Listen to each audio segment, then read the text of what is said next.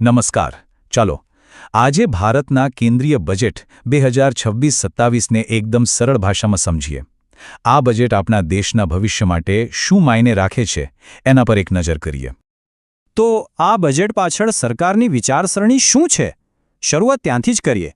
આ નિવેદન બતાવે છે કે સરકારનો મુખ્ય ભાર નિર્ણાયક સુધારાઓ પર છે, લોકપ્રિય જાહેરાતો પર નહીં. તો પછી આની પાછળની મોટી રણનીતિ શું છે? સરકારે આખા બજેટને 3 મુખ્ય કર્તવ્ય એટલે કે ફરજોના પાયા પર બનાવ્યું છે. તો આ 3 પાયા છે આર્થિક વિકાસ, લોકોની આકાંક્ષાઓ અને બધા સુધી પહોંચ. આ જ આખા બજેટનો આધાર છે. હવે જોઈએ કે આ બધી વાતોને અમલમાં કેવી રીતે મુકાય છે. ઓકે, તો ચલો પહેલા કર્તવ્ય પર જઈએ. આર્થિક વિકાસ. અને આ બજેટ એક ખાસ ક્ષેત્ર પર મોટો દાવ લગાવી રહ્યું છે: નિર્માણ. જુઓ આ આંકડો, 12.2 લાખ કરોડ રૂપિયા. આ છે મૂડી ખર્ચ, જેને આપણે કેપેક્સ કહીએ છીએ. ગયા વર્ષ કરતાં લગભગ 9%નો વધારો છે. હવે આ કેપેક્સ શું છે? સીધા શબ્દોમાં કહીએ તો આ એ પૈસા છે જે સરકાર દેશનું ભવિષ્ય બાંધવા પાછળ ખર્ચવાની છે. એટલે સમજવા જેવી વાત એ છે કે આ માત્ર એક આંકડો નથી, આ એક રોકાણ છે.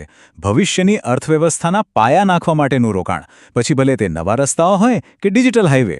અને હા, ખાસ ધ્યાન નાના અને વિકસતા શહેરો પર છે. ઓકે, હવે વાત કરીએ એક એવા સેક્ટરની જે આપણા બધાના જીવન સાથે સીધું જોડાયેલું છે: હેલ્થકેર.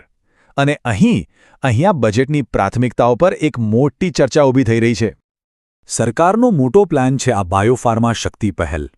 આ હાઈટેક દવાઓ અને ફાર્મા મેન્યુફેક્ચરિંગમાં એક મોટું રોકાણ છે, જેના માટે સરકારે 5 વર્ષમાં 10,000 કરોડ રૂપિયા ફાળવ્યા છે. પણ વાર્તાનો બીજો ભાગ પણ છે, જે અહીં જોવા મળે છે. ઘણા પબ્લિક હેલ્થ એક્સપર્ટ સવાલ ઉઠાવી રહ્યા છે.